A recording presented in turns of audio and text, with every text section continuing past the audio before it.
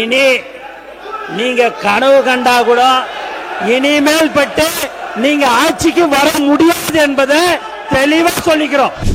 25-26 29,465 கோடி ஒதுக்கப்பட்டது. இப்போது மாண்புமிகு முதலமைச்சர் அவர்கள் 39,609 கோடி ரூபாய் இந்த திட்டத்திற்கு 100 நாள் வேலைவாய்ப்பு திட்டத்திற்கு ஒதுக்கி இருக்கிறார் என்பதை சந்தோஷத்துடன் தெரிவித்துக் கொள்கிறேன். ரெட்டியார்பட்டி வே நாராயணன் அவர்கள் பேசுறீங்களா இல்லையா? நாராயணன் பேசுங்க. வாரிக்கரையிலே நாரியர்கள் கூடி மண்டபம் ஒன்றை வளர்ந்து நாரியர்கள் கூடி நாடெங்கும் வாசமிட்டு ஒரு குடைக்குள் ஆளும் காலம் உன்காலம் என் மகனே, அறிந்து பல சாதி முதல் அன்பொன்றுக்குள்ளானால் பிரிந்து மிக வாழாமல் பெரியோராய் வாழ்ந்திருப்பீர். இறை தந்த அருட்கொடை இல்லைங்க. தமிழக மக்களின் 8 கோடி மக்களின் இல்லைங்க. மூத்த உறுப்பு என்பதாலும் அனுபவம் நிறைந்தவர் என்பதாலும் முன்னாடி இந்த துறையை நிர்வகித்த என்பதாலும் இவ்வளவு நேரம் அனுமதிச்சேன். நான் என்ன சொல்ல முடியுங்கள் இல்ல மற்றவருடைய கஷ்டத்தையும் உணரணும். இல்ல மற்ற உறுப்பினர்கள் பேச வேண்டும், 12 உறுப்பினர்கள் பேச வேண்டும், பதில் உரை இருக்கிறது. இல்ல நான் இல்ல தொகுதியை பத்தி நிறைய எழுதி கொடுக்கட்டுமே. தொகுதியை பற்றி எவ்வளவு எழுதி கொடுத்தா அவை ஏத்திட்டு போடுறேன். நான் நன்றி சொல்ல நன்றி நன்றி நன்றி மட்டும் சொல்லி நன்றி சொல்லி முடிங்க. ஒரே ஒரு பிரச்சனை இல்ல, எங்கள் மாவட்டத்தில் கிறிஸ்தவ வன்னியர்கள்லாம் அவங்க இருக்கிறதுல பிசியா இருக்காங்க. கிட்டத்தட்ட 7 லட்சம் 1.5 லட்சம் பேர் இருக்காங்க. தமிழ்நாட்டில் 7 லட்சம் பேர் இருக்காங்க. கிட்டத்தட்ட 1 கோடிக்கு ஏன் கொடுக்க முடியாது? 1 கோடிக்கு பக்கமாக வன்னியர் சமுதாயம் இருக்கிறது. 1 கோடிக்கு மேல இருக்காங்க. அதுல ஒரு 7 லட்சம் பேருக்கு மட்டும் அவங்க எம்பிசில இடம் பெறாம இருக்காங்க. அதுக்கு கட்டாயமாக அது அவங்க எம்பிசி பட்டியலில் நாம் சேர்ப்பதற்கு இங்க முதலமைச்சர் அவர்கள் அமர்ந்திருக்கிறார்கள்.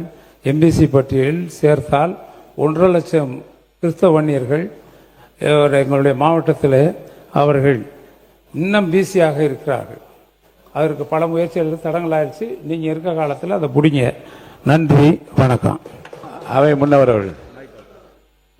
மாண்பு பேரவைத் தலைவர் அவர்களே, மாண்பு அமைச்சர் அங்கு முன்னாள் அமைச்சர் அவர்கள் குறிப்பிடுகிற போது கிறிஸ்தவ வன்னியரை பற்றி இங்கே குறிப்பிட்டார்கள். நீங்கள் 5 ஆண்டு காலம் இருந்தீர்கள், ஏன் அதை நிறைவு செய்யவில்லை என்பதுதான் என்னுடைய கேள்வி. மாண்பு வேளாண் துறை அமைச்சர் அவர்கள். மாண்புமிகு பேரவைத் தலைவர் அவர்களே, முன்னாள் அமைச்சர் 9 முறை சட்டமன்ற உறுப்பினர் அவர்கள் கூறினார், நாங்க தான் வீடு கட்டி கொடுத்தோம் சொன்னாங்க. வீடு கட்டி கொடுத்தீங்க, ஆனா அந்த வீட்டோட தரத்தை எப்படி இருக்குன்னு கொஞ்சம் போய் பாருங்க. ஒவ்வொரு வீட்லயும் பாத்தீங்கன்னா அங்கங்க உடஞ்சி தொங்குது, கம்பி தெரியுது. இதுல பாத்தீங்கன்னா அதுக்கு மறுசீரமைப்புன்னு சொல்லி 50,000 55,000 சொல்றீங்க. ஆனா பாத்தீங்கன்னா 2 கிலோ சிமெண்ட பூசி விட்டு ஒரு வெள்ளை சின்னாம்பு அடிச்சுட்டு மறுசீரமைப்பு பண்ணிருக்காங்க. இதை கொஞ்சம் ஆய்வு செஞ்சீங்க.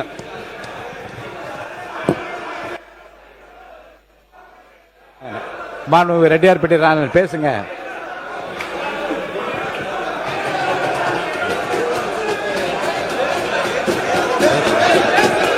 வாரிக்கரையிலே மண்டபம் ஒன்றை வளர்ந்து நாரியர்கள் கூடி நாடெங்கும் வாசமிட்டு ஒரு குடைக்குள் ஆழ்வாய் உன்காலம் என் மகனே, ஐயா வைகலத்திரட்டினுடைய ஒருத்தர் மட்டும் வரிகளை இந்த நாட்டிற்கு சொல்லி மாண்பு உறுப்பினர் உட்காருங்க.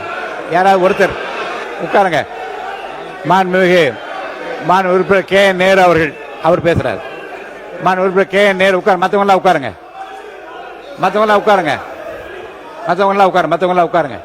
மாண்பு பேரவைத் தலைவர் அவர்களே, மற்றவங்களாம் உட்காருங்க.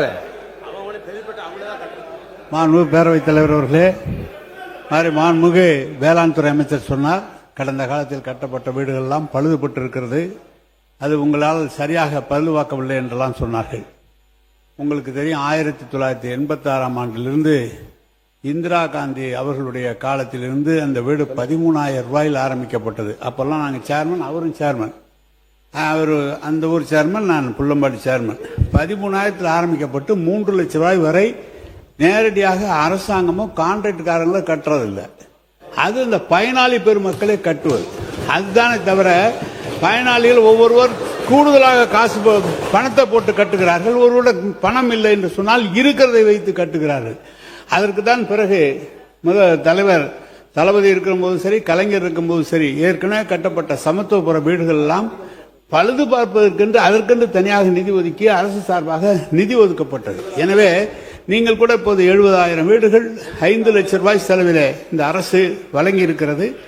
இதை இன்னைக்கு ஏற்கனவே நம்முடைய அமைச்சர் அவர்கள் நேரடியாக சென்று பார்த்தார்கள். எல்லாம் பேஸ்மெண்ட் அளவில் இருக்கிறது என்றெல்லாம் சொல்லி இருக்கிறார்கள். அது பயனாளிகள் பெருமக்கள் அவர்களுடைய சௌகரியத்தை கட்டி கொண்டு வருகிறார்கள்.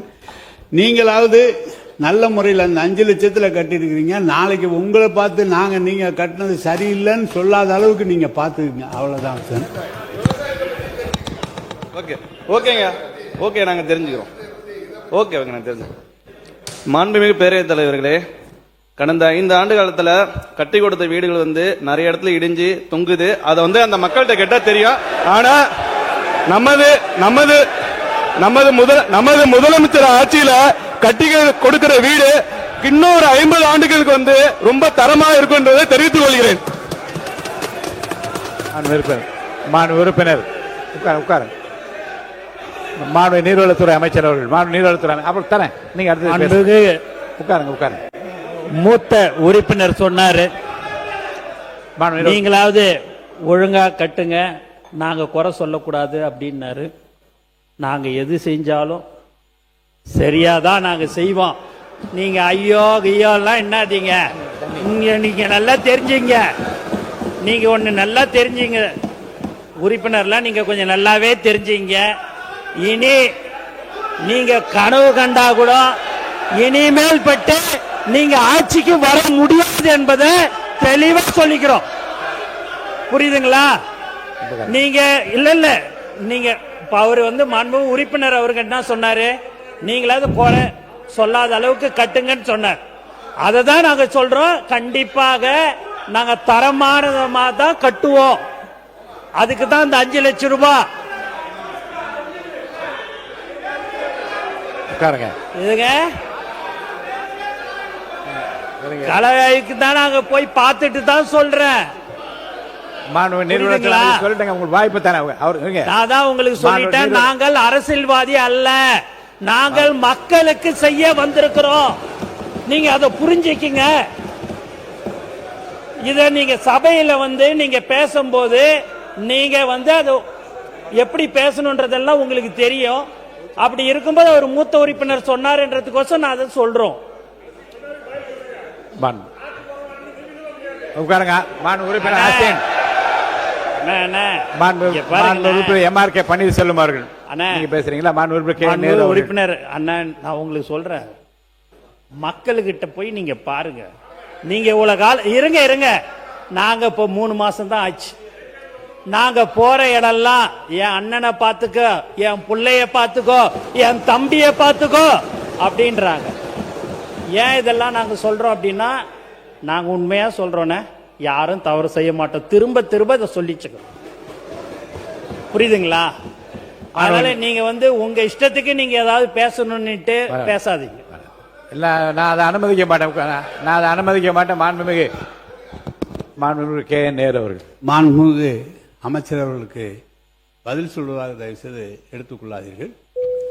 ஏற்கனவே பயனாளி பெருமக்கள் தான் அந்த வீட்டை கட்டுகிறார்கள். கான்ட்ராக்ட்காரர்களோ அல்லது நாங்களோ அரசு அதிகாரிகள் மேற்பார்வையிடுவது மட்டும்தான் அரசு அதிகாரிகள். அமைச்சர்களும் சென்று நீங்கள் எப்படி பார்த்து விட்டு வருகிறீர்களோ அதே மாதிரி தான் அமைச்சர்கள் பார்த்து விட்டு வருகிறார்கள். எனவே தான் நான் சொன்னது, எங்களுடைய காலத்தில் அது சரியாக இருந்தது. 1 லட்சம் வீடுகள் கட்டி அதை திறந்து வைத்து ஊரகத்துறை அமைச்சர் அவர்களும் முதலமைச்சரும் சென்று போகும்போது நானும் போயிருந்தேன். அனைத்து வீடுகளுமே இன்றைக்கு எல்லா இடத்திலையும் ஒரு அதிமுக காலத்தில் கட்டப்பட்ட வீடுகள், ஜெயலலிதா அவர்களுடைய முதலமைச்சர் ஜெயலலிதாவுடைய படம் இருக்கிறது. எங்களுடைய காலத்தில் கட்டப்பட்ட வீடுகளுக்கு கலைஞருடைய படம் போட்டு அங்கு வீடு கட்டு, கலைஞர் திட்டம் என்று வீடுகள் போட்டு எங்கு சென்றாலும் கிராமத்தில் செல்லும் போது அந்த வீடுகள்லாம் நன்றாக தான் இருக்கிறது. அமைச்சர் ஏதோ பார்த்து சொல்லி இருக்கிறீர்கள். எனவே எங்கள் காலத்தில் கட்டப்பட்ட வீடுகள், அதுவும் அமைச்சர் அவர்கள் அந்த துறையிலே பாண்டித்தியம் பெற்றவர், நன்றாக பார்த்து செய்திருக்கிறார்கள். எனவே நீங்கள் சொல்வதை போல அவர் நம்முடைய வேளாண் துறை அமைச்சர் சொல்கிறார் ஆங்காங்கு தொங்குகிறது என்று. இயற்கையாகவே பொதுவாக 10 வருஷம் 15 வருஷம் சொந்த வீடு கட்டுகிற போதே சில சங்கடங்கள் வருகிறது, ஆங்காங்கே இடிந்தெல்லாம் போகிறது. அதுபோல் இருக்குமே தவிர நீங்கள் எல்லாமே தவறு எல்லாம் நடந்து விடுவதில்லை என்பதை நான் தெரிவித்துக் கொள்கிறேன்.